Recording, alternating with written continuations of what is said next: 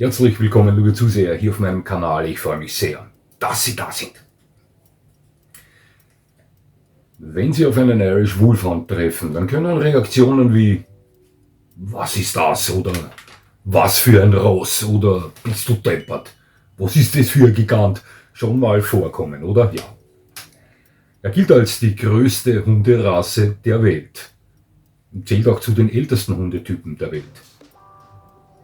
Schon als die alten Römer Britannien überfielen und auch in Hibernia einkehrten, also so nannte man Irland damals, erzählten sie sich von einem riesigen, zotteligen keltischen Hund, der diese Krieger sowohl bei der Jagd wie auch aufs Schlachtfeld begleitete.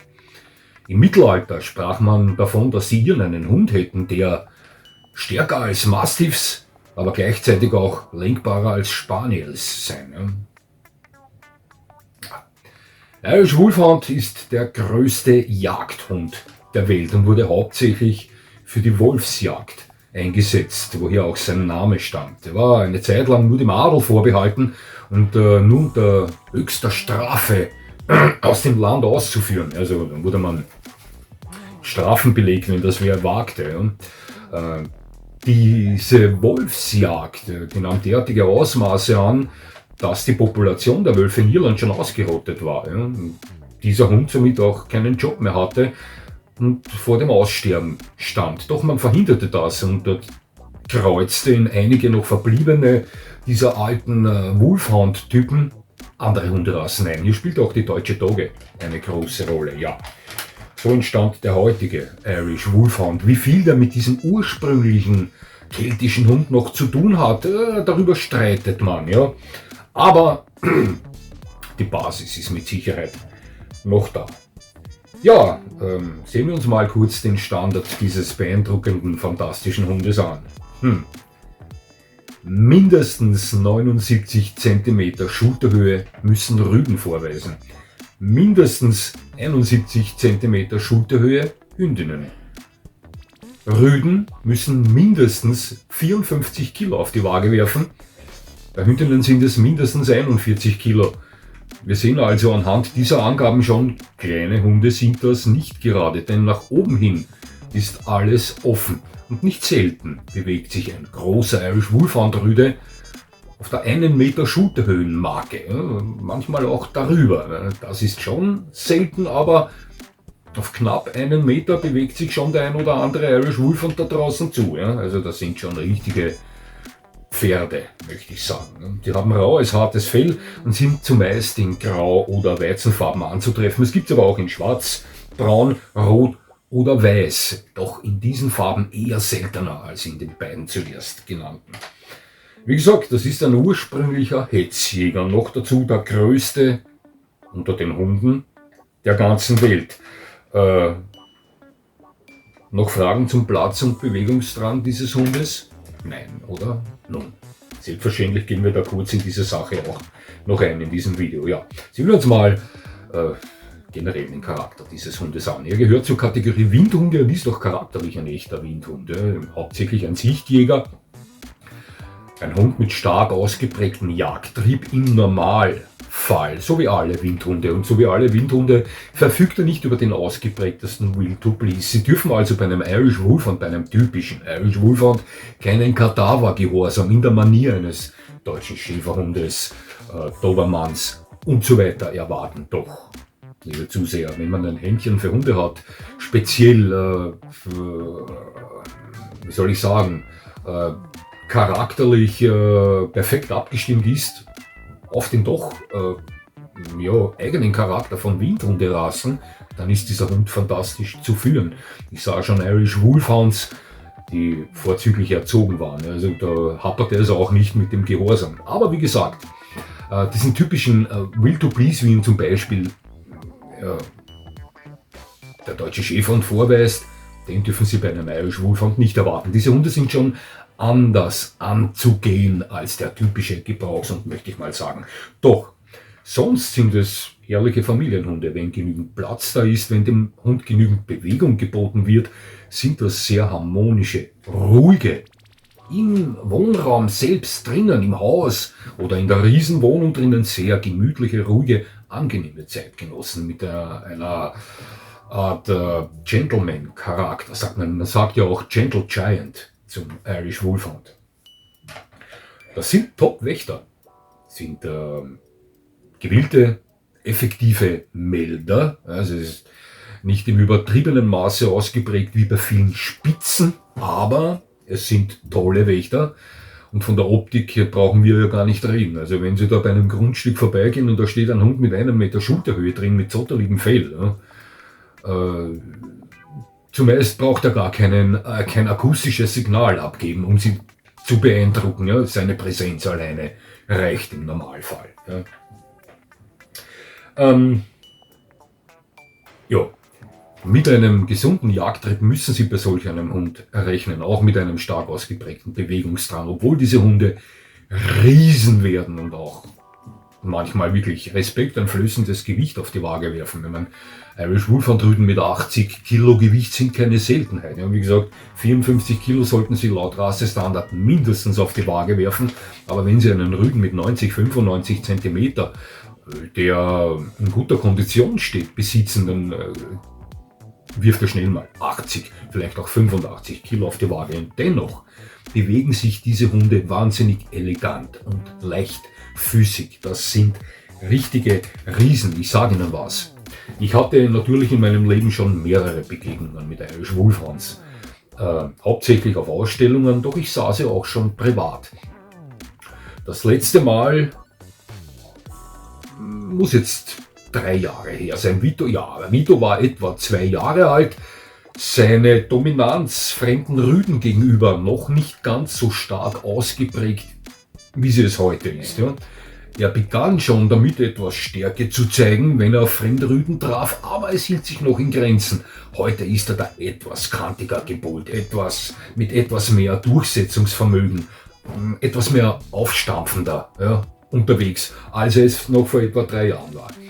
Ich war da mit ihm unterwegs, im Rückhaltebecken, ein sehr beliebtes Ziel für Hundebesitzer in unserer Umgebung und eine sehr gut und weit übersichtliche Fläche ist das, wie ein gigantisches, Schwimmbecken aus Wiese. Ja, ein Rücklaufbecken, wenn die Leiter, das ist ein Fluss, wenn wir Hochwasser haben und die fängt halt diesen Überschuss an Wasser auf. Für das ist das da, dieses Rückhaltebecken. Ja.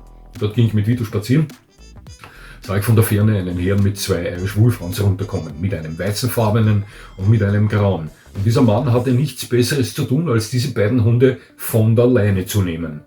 Die waren sicher 200 Meter von uns entfernt und als die uns erblickten, meinen Hund und mich, starteten die Stampede auf uns zu. Liebe Zuseher, diese 200 Meter, diesen Abstand haben die im Nu überwunden gehabt und die waren da. Ja. Als die bei uns waren, begannen die uns interessiert, aufgeregt, nicht überdominant, aber auch nicht irgendwie schüchtern, zu umkreisen. Ja. Beide. Die weizenfarbene, das war eine Hündin und der graue war ein Rüde. Den Rüden schätze ich auf knappe 90 cm Schulterhöhe. Die Hündin wird sich um die 80 cm Schulterhöhe bewegt haben. Vito ist kein kleiner Hund. Vito hat in etwa die Ausmaße, suchen wir zwischen einem großen deutschen Schäferhund und einem Malinois, also etwa dazwischen. Er ist etwas höher als der typische Malinois und vielleicht 1-2 cm niedriger als ein großer deutscher Schäferhund-Rüde. Also er hat 65 cm Schulterhöhe. Ja, ist kein kleiner Hund. Aber als uns diese beiden Iren umkreist hatten, ja, kam mir mein Hund vor wie ein Zwerg, wie ein Chihuahua. Das kann ich Ihnen sagen. Ja. Nun, der Rüde nahm Kontakt mit meinem Hund auf und es begann eine Knurrerei. Und ich dachte mir nur, um Gottes Willen, wenn meiner jetzt dazu schlägt und der Irish Wolfhound das annimmt, dann habe ich den Salat. Ja? Denn der Besitzer war immer noch 200 Meter entfernt. Als ich ihm dann per Handzeichen zu verstehen gab, er sollte etwas tun, pfiff er zweimal und die beiden Windhunde hauten wieder ab. Ich habe ihm eine nicht unbedingt freundliche Handbewegung gezeigt, denn schauen Sie, das kann natürlich schiefgehen. Wäre ich mit Attila unterwegs gewesen, mit meinem American People, wäre es hier zu einer Schlacht gekommen. Ich weiß nicht, wie dieser Wolfhound reagiert hätte. Ja, eventuell hätte er nicht angenommen und wäre gegangen, aber wenn nicht, ne, dann bis der da gewesen wäre, dieser Besitzer. Das ist wieder so eine Sache, ja, was soll ich Ihnen sagen. Aber war nun mal so. Sehr fahrlässig von diesem Herrn, der höchstwahrscheinlich davon ausgeht, dass jeder Hund, auf den seine 2 Pferde zugaloppieren, vor Ehrfurcht erstarrt, ja, oder sich mit ihnen anfreundet. Aber so spielt es nicht in der Praxis. Ja. Aber ich kann Ihnen sagen, das war schon ein beeindruckendes Erlebnis, als uns diese beiden Giganten umkreist haben, in Riesenschritten. Also Wahnsinn, das sind schon riesige Hunde. Ja, und dann kurze Zeit später waren wir mit Vito, der bekam ja eine Impfung beim Tierarzt, und als wir dort eingetreten sind, lag im Warteraum, also da saß eine Dame, und ihr zu Füßen lag ebenfalls ein grauer Irish Wolfhound, der Rüde. Ein Riese. Meine Frau kam noch nicht so häufig in Genuss, diese Hunde zu sehen wie ich, und war noch mehr beeindruckt als ich. Als wir dort reinkamen und der Hund in etwa 3 oder 4 Meter von uns entfernt dort lag, meinte meine Frau, genauso wie ich es zu Beginn des Videos gesagt habe: Bist du deppert? Was ist das für ein Gigant? Ja, ich sagte zu ihr, ja, vielleicht, wenn wir mal ein Haus mit Garten haben, um Gottes Willen, nein, der ist viel zu groß. Und ich gesagt, ja, du hast recht. Und dachte mir aber innerlich, naja, eventuell mit den Tricks, wer weiß, wenn ich dann mal mit einem Welpen daherkomme, sie nicht weiß, was das ist, mich fragt, was ist das? Und ich sage, ich weiß nicht. Weshalb sind die Pfoten so groß? Na, die wachsen sich schon aus. Und wie groß wird der Hund? Hält sich in Grenzen. Bin mir aber sicher, sie würde dann in Zukunft mit dem Hund mitwachsen. Ja, und bei uns gilt die Devise, was liegt, das biegt. Also wenn einmal ein Hund da ist, dann bleibt er auch da. Ich könnte sie also mit den Tricks packen. Nur das Video darf ich hier nicht zeigen, denn sonst bin ich entlarvt. Ja, also es sind wahnsinnig beeindruckende Hunde. Für welche Leute sind diese Hunde geeignet? Nun, ich blende hier mal den Rassenrechner ein. Sie werden sehen, dass das einzige Kreuzchen, das sich nicht im 3. Drittel befindet, beim Charakter ist. Ich möchte nicht sagen, dass der Hund einen sehr einfachen Charakter hat. Windhunde sind anders zu behandeln als typische Gebrauchshunde zum Beispiel. Ja, aber wenn man deren Charakter versteht, sind sie nicht schwieriger zu erziehen, ja, oder zu führen als andere Hunde. Wenn man ein Händchen für diese Hunde hat, sind sie meiner Meinung nach angenehm zu erziehen. Ja. Wichtig ist, dass man diesen Hunden Bewegung bietet. Die müssen sich ausbauen können, irgendwie, am besten durchlaufen.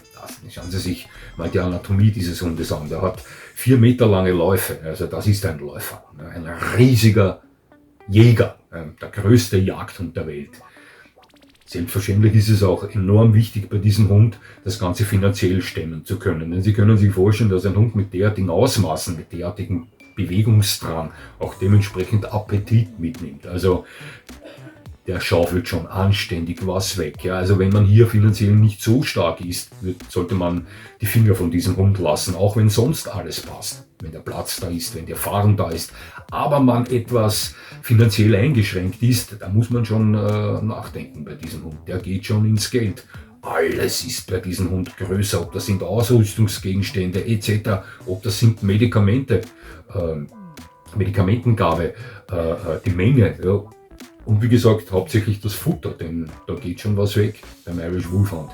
Weit mehr als bei einem Mastiff oder Massino Espagnol, die ähnliche Ausmaße erreichen, wenn es um die Schulterhöhe geht. Ja, nicht ganz so wild, aber sich auch manchmal über 90 cm Schulterhöhe wiederfinden.